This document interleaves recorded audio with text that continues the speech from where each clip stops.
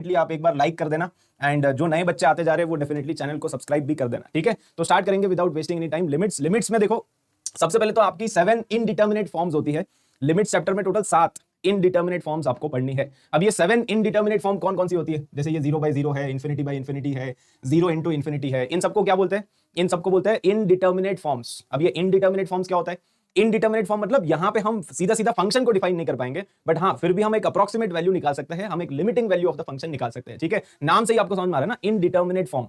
Indeterminate form में again आपको बहुत ज्यादा डेप्थ में जाने की जरूरत नहीं है, बट आप ये समझ लो कि सीधा सीधा, जैसे एक एग्जांपल से मैं आपको समझाता हूं। लाइक फॉर एग्जांपल मान लो ये फंक्शन आ गया, ठीक है। फॉर एग्जांपल मान लो ऐसा कोई फंक्शन आ गया, ये फंक्शन आ गया, तो ये फंक्शन मैंने आपको दे दिया और फिर मैंने आपसे पूछा कि बताओ f(2) कितना है। x = 2 पे इस फंक्शन का वैल्यू बताओ। तो आप बोलोगे सर x का वैल्यू अगर मैं 2 पुट करूंगा तो डिनोमिनेटर तो 0 हो जाएगा। डिनोमिनेटर 0 हो गया मतलब ये जो फंक्शन है ये तो नॉट डिफाइंड है। तो एट x = 2 फंक्शन डिफाइंड नहीं है। Agreed all of you? x = 2 इसमें डालोगे तो जो फंक्शन है वो डिफाइंड है ही नहीं। लेकिन फिर भी मैं पता करना चाहता हूं कि 2 पे अप्रोक्सीमेट वैल्यू क्या आएगा। देखो एग्जैक्ट वैल्यू तो नॉट डिफाइंड है, f(2) आप निकाल ही नहीं पाओगे, है ना। बट यहां पे क्या हम लिमिटिंग वैल्यू निकाल सकते हैं? क्या एक अप्रोक्सीमेट आइडिया लगा सकते हैं? मुझे फंक्शन के बारे में जानना है कि x = 2 पे कैसा ग्राफ रहा होगा। तो लिमिट का बेसिकली काम ही तो यही है। लिमिट का काम क्या है? लिमिट का काम ये है कि ये आपको एक अप्रोक्सीमेट वैल्यू दे देगा जिससे आप नेचर ऑफ द ग्राफ पता कर सकते हो उस पॉइंट पे जहां पे फंक्शन डिफाइंड भी नहीं है। यहां पे फंक्शन डिफाइंड नहीं है, बट फिर भी मुझे पता लगाना है कि x = 2 पे क्या चल रहा है। तो वहां पे आप एग्जैक्ट वैल्यू तो नॉट डिफाइंड है, f(2) अगर आपसे कोई पूछेगा आपको यही बोलना पड़ेगा नॉट डिफाइंड।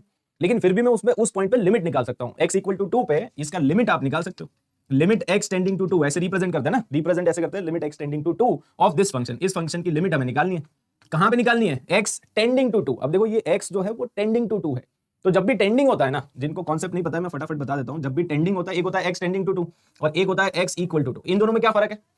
इन दोनों में फर्क अगर आपको समझ में आ गया ना तो 90% चैप्टर तो आपको वैसे ही समझ में आ गया, ठीक है। तो फर्क ये होता है कि जब आप ऐसे लिखते हो ना x = 2 मतलब x का वैल्यू एग्जैक्टली 2 है, ना ज्यादा ना कम, एग्जैक्टली 2 मतलब 2। x = 2, x का वैल्यू 2 है, ना तो 2.1 है ना ही 1.9 है, 2 मतलब 2 है, समझ गए? एग्जैक्टली 2 है। लेकिन जब भी हम ऐसा लिखते हैं ना कि x is tending to 2, तो जब भी आप ऐसा लिखोगे x tending to 2 तो कभी भी x का वैल्यू 2 नहीं होता है। x is never equal to 2। जब भी ऐसा लिखा रहता है मतलब आप समझ जाना कि x का वैल्यू 2 नहीं है, लेकिन 2 के नेबरहुड में है। इसको बोलते हैं नेबरहुड। नेबरहुड मतलब या तो x का वैल्यू 2 से थोड़ा सा ज्यादा होगा, 2.00001 ऐसा बोल सकते हो, है ना। 2 से थोड़ा ज्यादा या 2 से थोड़ा सा कम, 1.999999 ऐसा कुछ वैल्यू रहा होगा x का, ठीक है। तो बेसिक डिफरेंस आपको समझ में आ गया।